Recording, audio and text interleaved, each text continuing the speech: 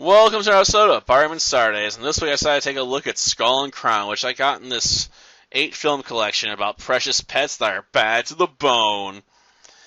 And in the case of Skull and Crown, I guess you want an overall opinion real quick. I thought it was alright, but not particularly, great or memorable.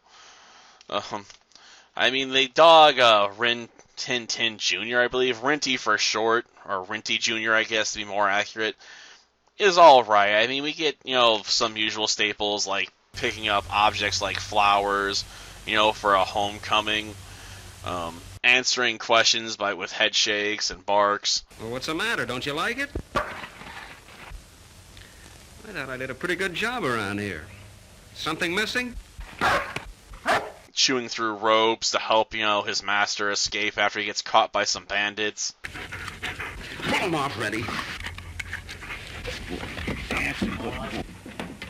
Jumping through a window so he gets some physical stunt work. It's all right, boy. Come on.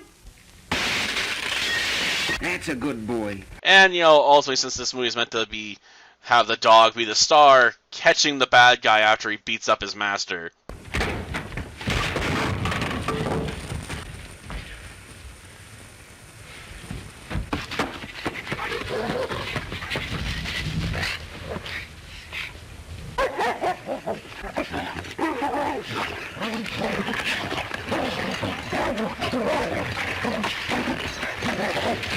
So, yeah, we got all that stuff going for it.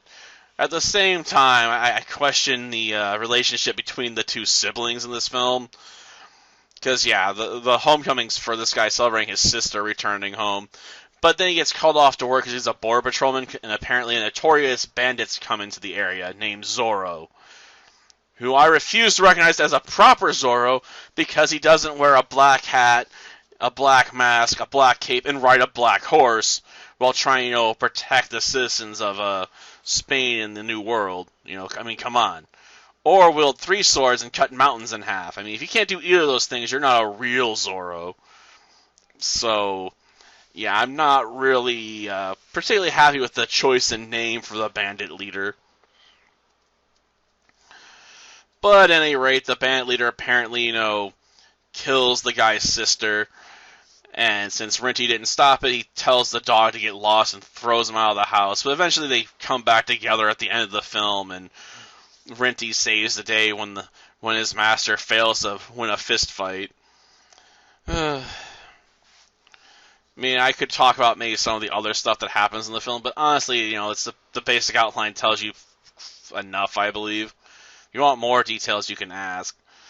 Though how long I'll retain them, I don't know. Because, like I said, it's an alright film, but not that memorable. And I imagine, with how it's cropped at the start of the film, this might be a public domain movie, so basically anyone can slap it on a DVD and sell it. I know that's the case with the Painted Hills on here, which I've already covered. So, yeah.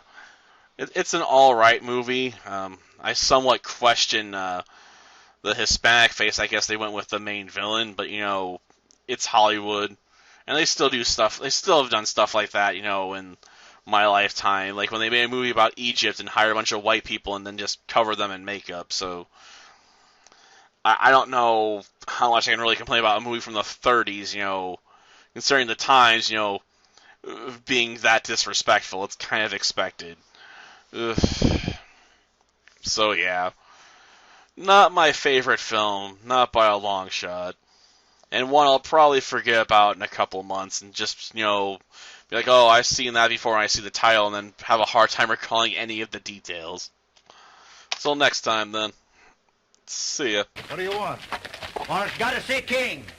Just got to cross the borders. What's the word? Skull and Crown. You don't have to be so loud about it. Okay.